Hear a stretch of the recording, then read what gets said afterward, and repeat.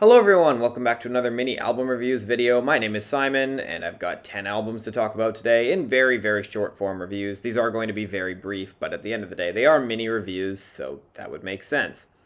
As always, it's just my personal opinion on these albums. I'm not trying to be objective about them. Yeah, I may have some commentary that I want to say on the ways that I interpret the albums, but at the end of the day, I'm just trying to explain whether or not I like these albums and why I do or don't, and if I have any more commentary to say about them, then I will try. But at the end of the day, it's all subjective, and I don't want to come across like I do not want to come across like I'm just trying to be like, hey, here's what you should think of these albums. Again, I'm just telling you my experience with the albums and the ways that I interpret them. And yeah, I think that's all I got to say. I know I say this at the start of pretty much every video. But anyway, like I said, 10 albums to talk about today, and we are going to start with... I wasn't sure what I was getting into with this one. I found it on Bandcamp and saw it described as genres like krautrock and psychedelic rock, and after giving it a couple listens, it's certainly an intriguing one. Personally, I would say it's got quite a chilly, wintry vibe, and I think the production is pretty strong to really enhance that vibe, with some really sharp, icy guitar timbres on songs like, well, ironically on a song like The Ice Melted, We Had to Swim. No, it's not a watery guitar timbre, in my opinion.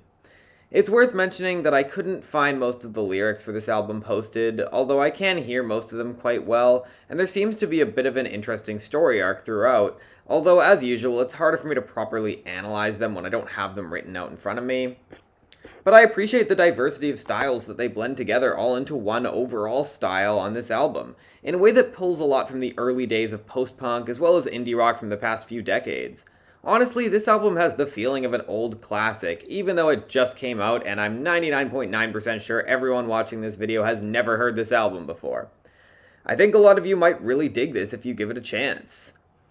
I'm not going to say it's totally my cup of tea personally. Some of the drum work is a bit awkward paired with the other instrumentation. The vocals feel a little bit underrepresented in the mix sometimes. And I don't quite think it's as daring as some other similar records in this vein that I've heard. But I am impressed with it, and thus I'll give it a 7 out of 10. I'm just not sure I'll be returning to it that much. Although it is the kind of album that makes me curious to hear more from this band. With a bit more ambition and some of the rough edges tweaked a bit, they could make some pretty damn great music. I still haven't heard their debut yet, I might check it out soon. But with this, I think they did a pretty good job. I was not looking forward to this album. Well, actually, I was kind of excited to listen to it, just for the sake of talking about it, but I didn't actually think it would be good. And the reason for that is because I saw the reception that the singles had been getting, and the album as well, before I listened to any of it. Now, I actually decided to go through the entire Strokes discography to prepare for this album, listening to all their albums, starting with the wildly overrated Is This It, all the way to 2020's comeback album, The New Abnormal, which I do like, but also is a bit of an odd listen that tries a lot of very strange things, and it doesn't all work. It's still probably my favorite album in their discography. But apparently this album is absolutely drenched in autotune, and people are calling it their worst album. And honestly, I don't hate it nearly as much as I thought I would.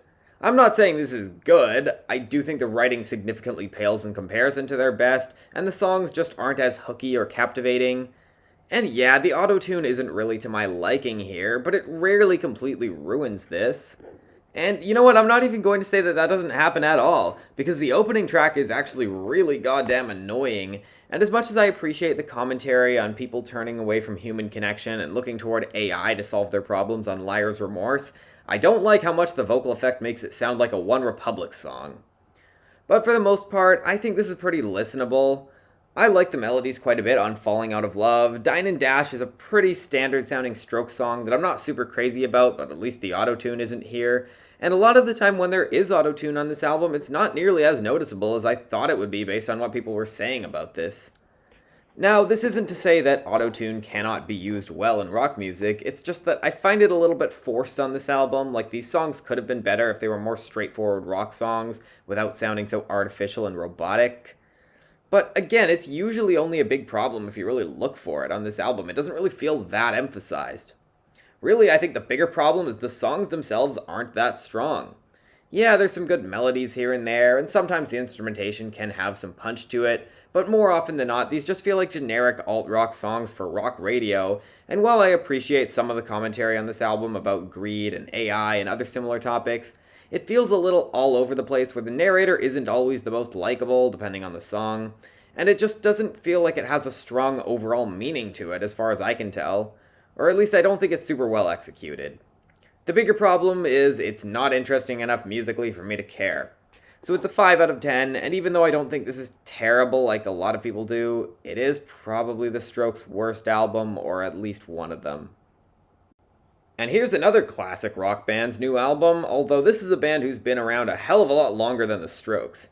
Now, I don't really have opinions on Deep Purple as I haven't listened to them much, but I know they're quite acclaimed, and it seems like even their more recent stuff has been fairly positively received, at least I think it has.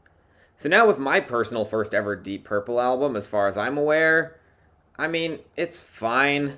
To me, it just sounds like a pretty straightforward rock album, where the instrumentation can be impressive at times, but it feels like it would probably be a lot better live than on record. And unfortunately, a lot of these songs just don't feel like they bring a whole lot to the table and sound quite generic, and I can't say that the vocals are always up my alley, especially on a song like Guilt Trippin', which I personally find quite obnoxious. And while I think the writing can get a bit overly corny or lacking in poor taste, on Third Call and The Only Horse in Town respectively, the latter isn't horrible but just feels a little weird coming from these famous, probably super rich celebrities. It also does have the occasional clever moment that got a bit of a chuckle out of me, such as how Jessica's bra talks about the title being a typo from a sign at a bar, and the intentional nonsense on the appropriately titled Scriblin Gib'rish was pretty silly as well to make fun of someone who's presumably trying to use a bunch of fancy words to prove how smart they are, and that latter song has some of the best instrumentation on this album. Honestly reminds me a bit of that Moron Police album from last year, I'm not kidding. But overall, this isn't anything too special. The production's okay, but also has some rough edges quite consistently that don't quite give this the impact that it could have in some of its best moments. And again, I think this would probably be a lot better live. I feel like I've heard this same album many times before, and while I don't think they do a terrible job of it, I don't really have any reason to go back.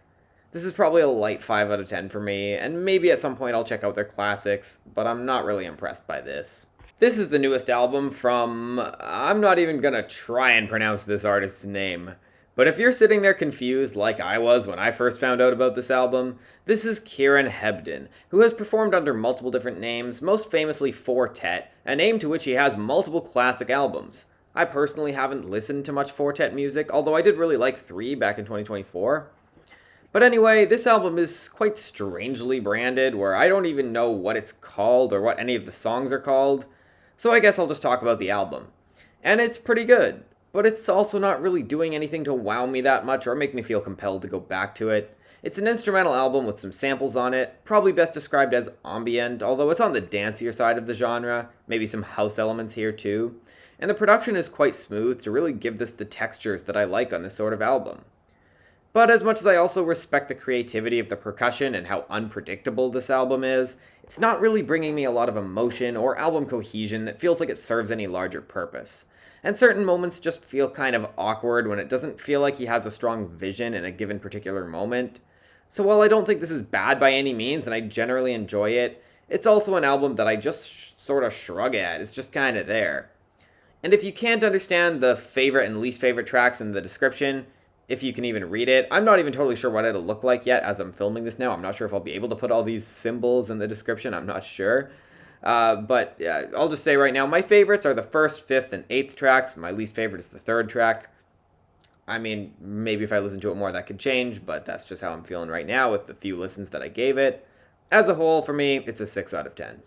Here's a neo-psychedelia/psychedelic rock band from Australia who it seems have quite a big following there, but not as much in North America, hence why I've never heard of them before, or at least not much. And there are some environmentalist, anti-greed, and anti-war messages on this album, which I definitely respect, with some cleverness in the ways that they tackle some of these issues, like asking how many mines in Australia are simply just there to give more money to billionaire Gina Reinhardt. It's just a shame that the music itself isn't stronger on this record. A lot of the time the production feels too underpowered, where the songs that could be punchy alt-rock bangers just end up feeling like they don't really hit, and it's largely due to a lack of impact from a lot of the snares.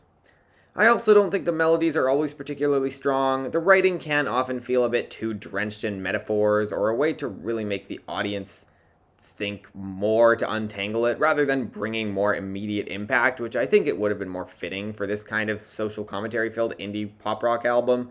That's just more of a tonal contrast problem that I have, and I could see people looking past this a lot easier than I do. And considering my production complaints, I don't think I can rate this higher than a 6 out of 10.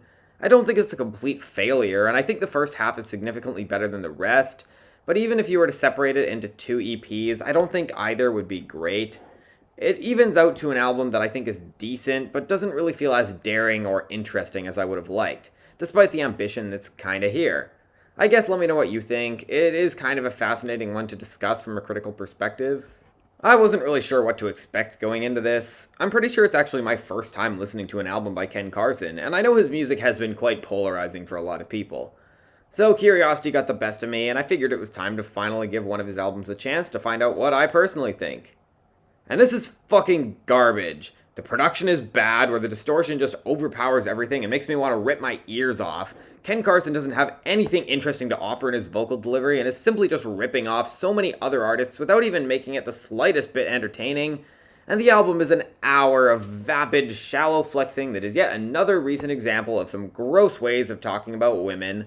Whether he's playing with their emotions and leading them on and then fucking their friends after, or fucking the soul out her back and pulling the hair out her head on So Many Bags, one of the worst songs on this album.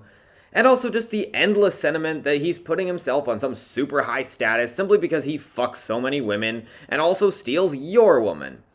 And I'm not going to look past other lines such as, "This bitch a stupid tramp," or "We bombin' shit like Al-Qaeda." And even in the moments where it's not actively disgusting, it's still basic and not special in any way. Yeah, it's rage music, it's more about the vibe than anything, but what does this have to offer rather than sounding like the most generic, basic, and somehow shockingly annoying album in this style?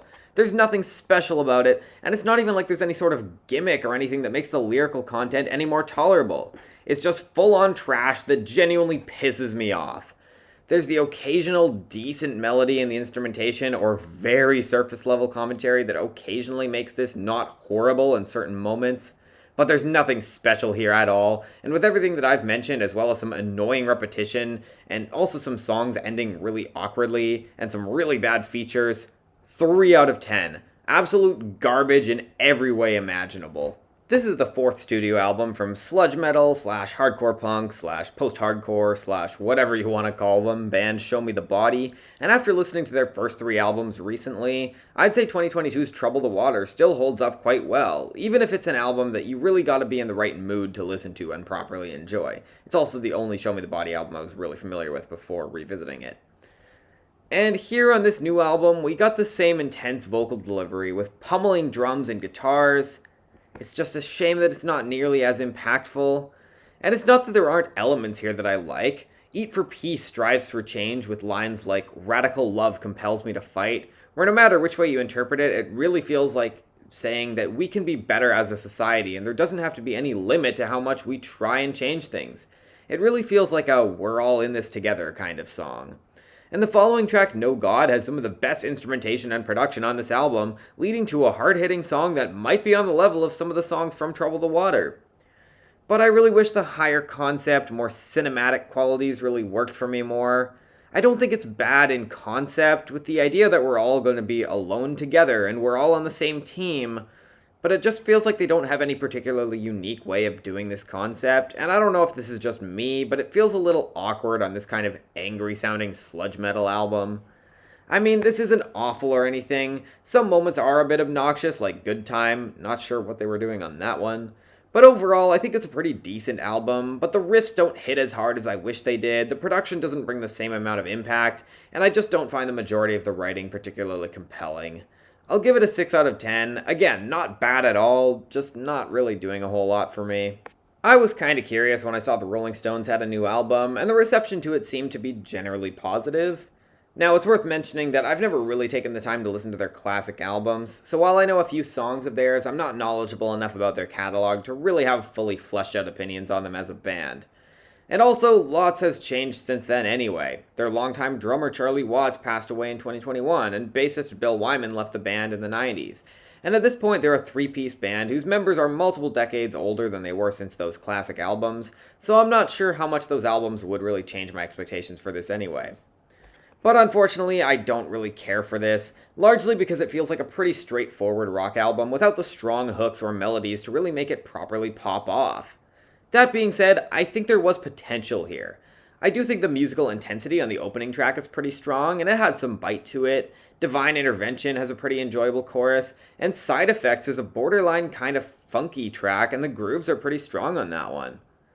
But the biggest issue I have on this album is that Mick Jagger's vocals are just really obnoxious for me, and it's hard to properly explain. He just sounds overly growly all across this album, and it distracts from a lot of moments where the instrumentation has some decent grooves. And it's especially a shame because I think the production on this album is pretty strong. No, it's not perfect, and some moments do sound a bit more demo-like, but sometimes it can feel fitting for this style of classic rock. And yes, I'm calling this album classic rock even though it's new, and it's not just because it's the Rolling Stones that I'm saying that, but also because it very much has a classic rock feel to it. Just not the kind of classic rock I really like that much. So yeah, overall, I don't think this is awful. There's certainly some energy to some of the music that I think works well for this kind of album, and the production is mostly good, but the vocals just kill it for me, and especially considering this album is over an hour, I don't think I can really praise it, so it's a 5 out of 10. I sort of see why some people are liking this, and I'd also guess it's largely because of nostalgia from longtime Rolling Stones fans, but I don't think this is very good. I quite enjoyed Atomist's album, Some of Us Stay, Some of Us Go, from earlier this year. By the way, I hope I'm pronouncing the artist name correctly, I'm not sure if I am. In fact, that was the first album that I listened to and reviewed in 2026, and the randomized order of that video put that one first in the video too. If you're wondering, I randomized the order of the mini reviews in all my mini review videos. Now, this album is apparently more drone-based, and it's only one track that's just over an hour long, and unfortunately, I don't really care for it. It just doesn't feel all that interesting or memorable, as is the case with a lot of drone albums for me. Except here, I actually think it starts off showing some potential. No, I don't find the harsh, staticky sounds themselves to be all that powerful, but it felt like it was setting up some kind of emotional, nostalgic listen, at least when I listened to it in the right context. But then for pretty much the rest of the album, we get a more gloomy drone that just feels like it doesn't do anything more than challenge the listener to see how much of it they can sit through. Okay, maybe that's a bit unfair, because I don't think this is absolutely awful. It's not like it's an embarrassment to drone music as a genre or anything like that. But especially considering that I'm not really a big fan of this kind of music in general, I can't see myself returning to this anytime soon, if ever. I do kind of like some of the apocalyptic vibes that the buzzing timbres bring, and again, this started out showing some promise, but it's a 5 out of 10 for me. Not really sure I have much else to say. I thought I'd give it a fair shot. Unfortunately, it was a disappointment, although one that I probably should have seen coming. This is Charli xcx's 8th studio album and 2nd of this year, and I'm just realizing now I never actually listened to Wuthering Heights. I just kinda assumed it was designed more for the movie than as an album. But whatever, I might listen to it and review it at some point this year, we'll see. For now, I decided to revisit some of her other albums before listening to this one, but instead of going through the full studio album discography, I just revisited my favorites of hers, those being Charli, How I'm Feeling Now, and Brat. And yet I still don't think any of those albums are great, even if all of them are quite good. Brat is probably my favorite album of hers, but I don't think it's nearly as amazing as so many people said it was, and I found it kind of inconsistent, even though it definitely had some standout tracks. And this new album absolutely does not get off to a good start with the song Rock Music, which not only has some weird lyrics like the incestuous vibes line when she talks about kissing her friends, but it feels like a bad attempt at making experimental pop rock because the dance floor is dead. And in reality, this just ends up sounding like a bad dance pop song. Yeah, maybe the dance floor is dead when this song is playing. And on my first listen, I thought this album was a total mess, and I was ready to tear it to shreds. But upon further listens, I think I get this album a little bit more than I initially did, and as a result, I actually think this is a pretty good album. I'm not going to say it's her best, but I think it's very much worth hearing. And I will start by acknowledging that Charli has said recently that her mental health is worse than it's ever been. I wish her all the best, and I hope she's taking care of herself and that she's able to get through this tough time and get her mental health back on track. And while none of this necessarily makes the album any good, it does add a bit of an extra layer of context once you start thinking about all the confessional lyrics of Brat and the obvious question of how do you follow that up? And what comes next when you don't get the answers to everything that you're looking for? Now, the album does take a little bit to get going. Even after the first track, I think the next few are pretty underwhelming as well. It's not really until Camera that I really get a sense for the emotional core of this album, with this being one of the album's most devastating moments, where she starts questioning the meaning of the celebrity life that she's been living. She only knows how it makes her feel, and it really sounds like she's not doing well. That could be said about a lot of this album, honestly, and I just hope she's okay. I don't know, it's a bit of a weird listen overall for me, where part of me feels like even despite everything that I can praise about this album, it should be resonating with me more than it is, because a lot of the emotional sentiments that this hits, well, I get it.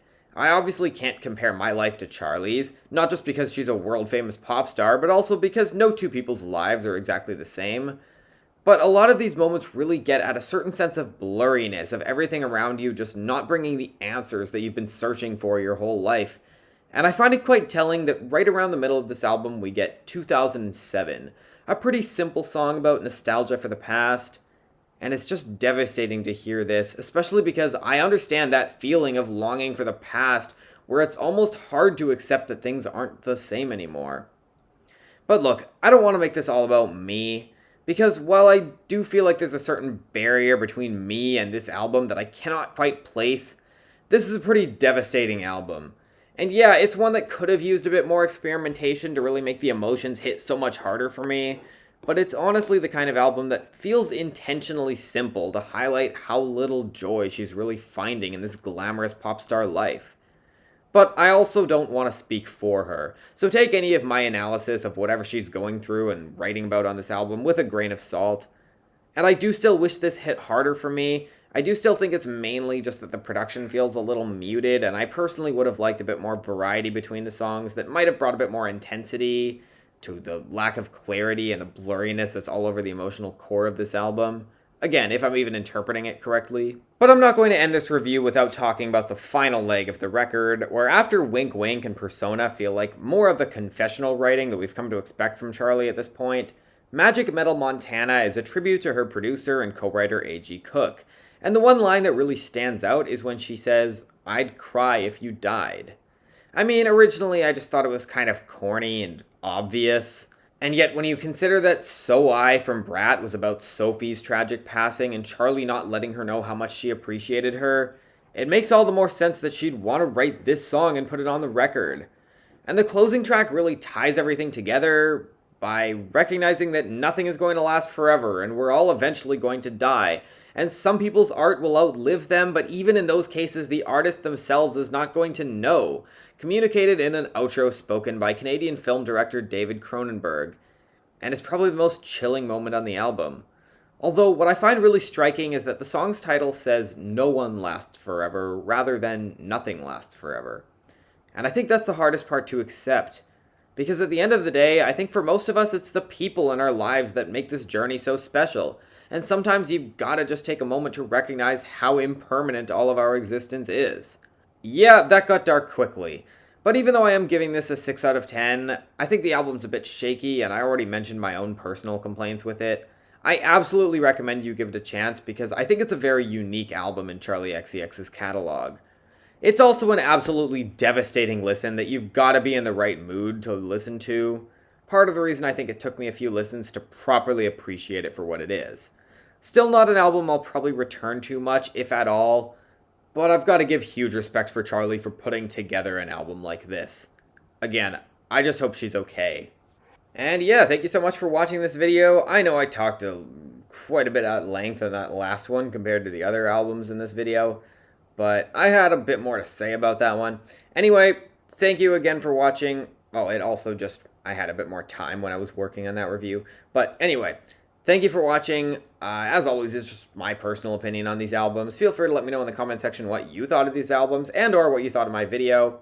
And yeah, I think that's all I got to say for now. Thank you for watching. I'll be back with more videos soon. And yeah, again, I'm bad at these outros.